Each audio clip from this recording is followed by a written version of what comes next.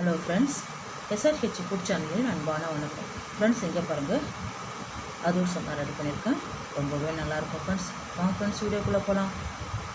Friends, இங்கே பாருங்கள், சூப்பரான அதுவும் சொன்னால் ரெடி பண்ணியிருக்கேன்.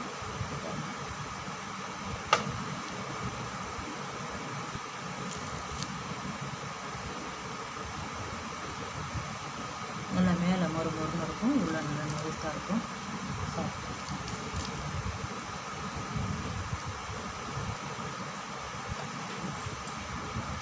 இதே அளவு பிரகாரம் மாவு வெல்லம் சேர்த்து ரெடி பண்ணுங்கள். அது ஸ்டவ்வு பிரியாமல் எப்படி அழகாக வருது பாருங்கள். சாப்பிட்றதுக்கு ரொம்ப நல்லாயிருக்கும். இது பாருங்கள், நான் நல்லா பெரிய சைஸு போட்டிருக்கேன். நீங்கள் திட்டமான சைஸு கூட போட்டுக்கலாம்.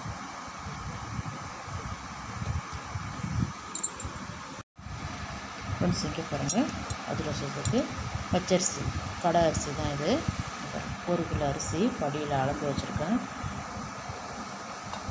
இது மாதிரி கோபுரமாக இருக்க பாருங்க.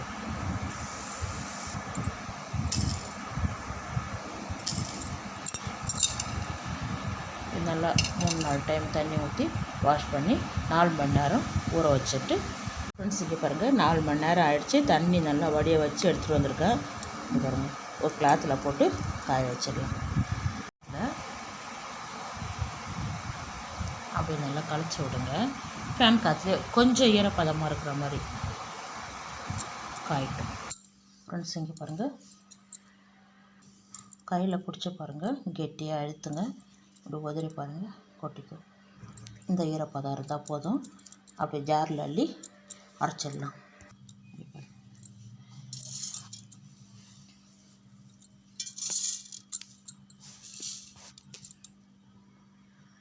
இங்கே பாருங்கள், இப்போ நம்ம ஜல்லாடியில் ஜலிச்சிடலாம்.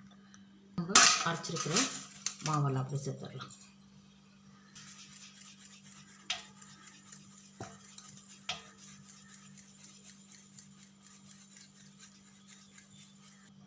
இதே மாதிரி ஒரு டைமும்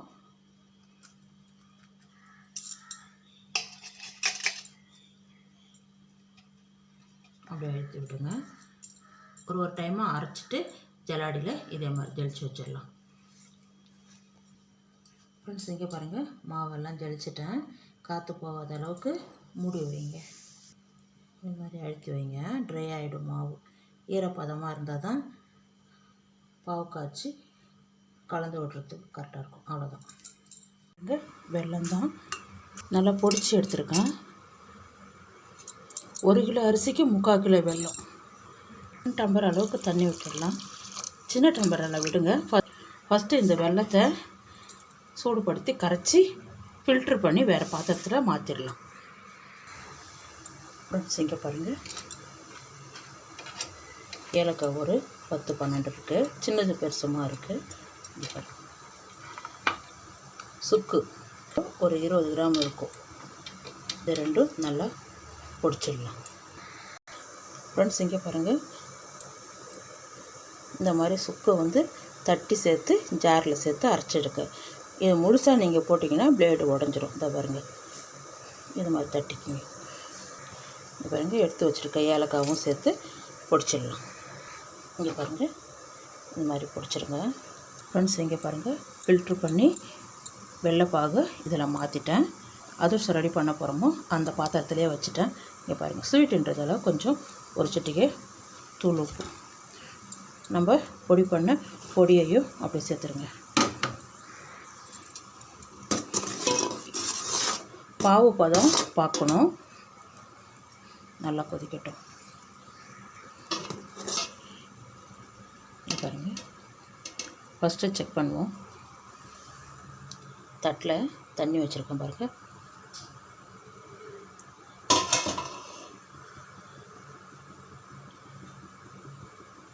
இதெல்லாம் ஒன்றா கூடி வரணும். வரல, கலையுது. இன்னும் கொஞ்சம் நேரம் வெயிட் பண்ணுவோம். கொதித்த உடனே தீ சிம்மில் தான் இருக்குது. இது வரைக்கும் மெதுவாக தான் செய்யணும். இங்கே பாருங்கள், நான் ஒரு 3 டைம் செக் பண்ணிட்டேன்.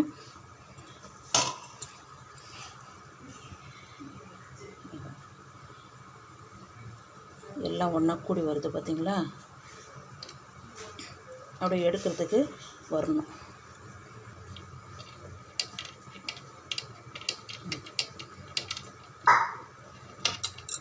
இங்கே பாருங்கள், நீங்கள் விட்டுருந்தீங்கன்னா இங்கே பாருங்கள் சின்னதாக பால் மாதிரி வந்துச்சு பாருங்கள். இந்த அளவுக்கு இருக்கணும்.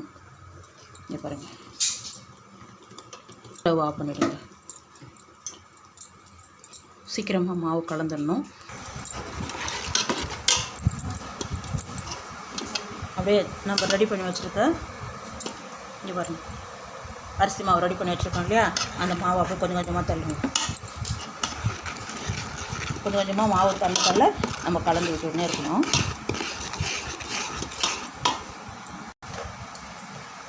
ஃப்ரெண்ட்ஸ் இங்கே பாருங்கள், கரெக்டாக தண்ணி வச்சிடணும். இங்கே பாருங்கள், நல்ல மாவு கலந்து விடணும். அந்த இனிப்போடு நம்ம அரைச்சிருக்க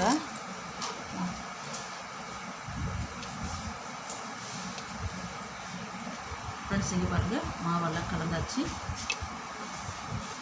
நெய் ஒரு 50 கிராம் நெய் அப்படியே விட்டுடுங்க.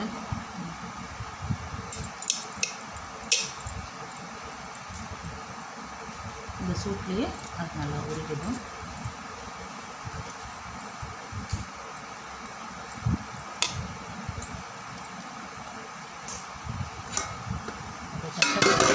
மூடி வச்சுருங்க.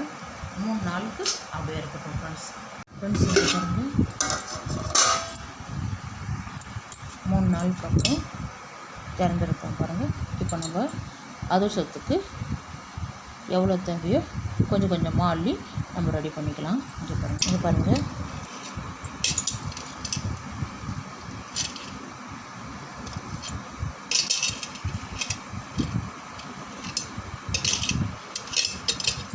அப்படியே அள்ளி கொஞ்சம் கொஞ்சமாக நமக்கு எவ்வளோ தேவைப்படுதோ அவ்வளோக்கு அள்ளி நம்ம அதிரசம் சுட்டுக்கலாம். அப்படியே தட்டில் வச்சிடலாம். இங்கே பாருங்கள், நம்ம வச்ச அளவு கரெக்டாக இருக்குது பாருங்கள். பாகு, தண்ணி, மாவு கலந்து விட்டதெல்லாம் கரெக்டாக இருக்குது பாருங்கள்.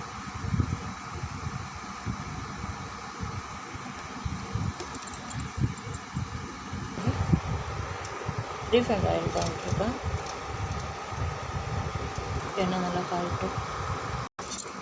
பாருங்கள், நான் கொஞ்சமாக தான் எடுத்துருக்கேன்.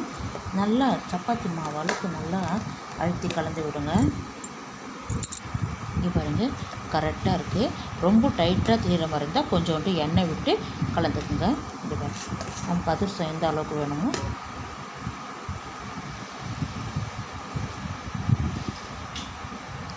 உருண்டை எடுத்துகிட்டு அப்படியே தட்டி சேர்த்துக்க வேண்டியதான் எண்ணெயில். ஃப்ரெண்ட்ஸ் இங்கே பாருங்கள், ஒரு பால் கவர் எடுத்துருக்கேன். எண்ணெய் மேலே லைட்டாக தடவிடுங்க. இந்த உருண்டை பிடிக்கிறதுக்கு எண்ணெய் வச்சுருக்கேன். அப்படியே லைட்டாக வச்சு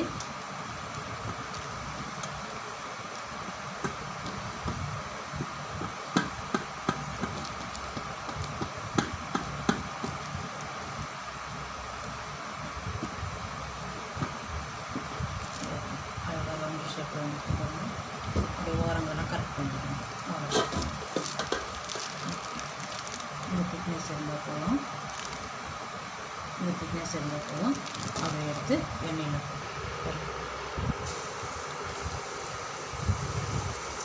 சேர்த்த உடனே தீ வந்து மிதமாக வைங்க.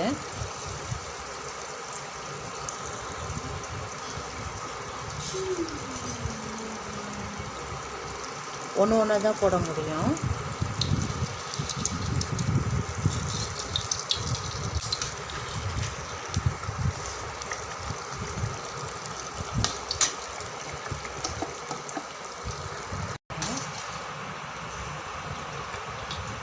இன்னொரு கரண்டி ஒன்று வச்சுக்கோங்க.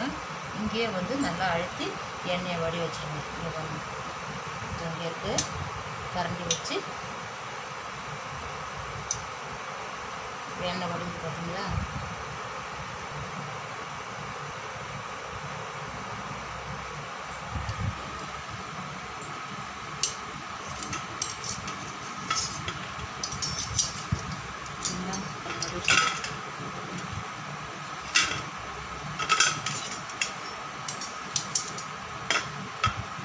சூடாக இருக்குது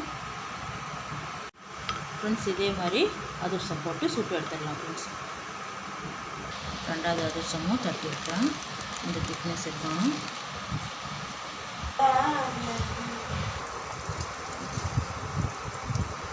போட்ட உடனே திருப்பாதீங்க, கொஞ்சம் நேரம் வெயிட் பண்ணுங்க.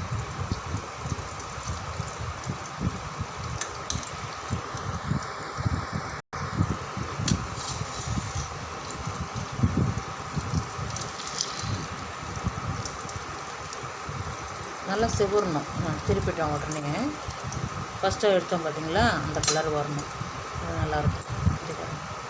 இதே மாதிரி மீதி இருக்கிற மாவெல்லாம் சுட்டு எடுத்துருங்க ஃப்ரெண்ட்ஸ். இங்கே பாருங்கள், சூப்பரான அதிரசம் ரெடி பண்ணியிருக்கேன். ரொம்பவே நல்லாயிருக்கும் ஃப்ரெண்ட்ஸ். இங்கே பாருங்கள், வாங்க ஃப்ரெண்ட்ஸ் சாப்பிட போகலாம். ஃப்ரெண்ட்ஸ் இங்கே பாருங்கள், இந்த தீபாவளிக்கு நம்ம வீட்டில் அதிரசம் ரெடி பண்ணியிருக்கேன். ரொம்பவே நல்லாயிருக்கும் ஃப்ரெண்ட்ஸ். இந்த வீடியோ பிடிச்சிருந்தா லைக் பண்ணுங்கள், ஷேர் பண்ணுங்கள், கமெண்ட் பண்ணுங்கள், சப்ஸ்கிரைப் பண்ணுங்கள். மறக்காமல் பக்கத்தில் இருக்கிற லைக் பண்ணி. Thank you friends.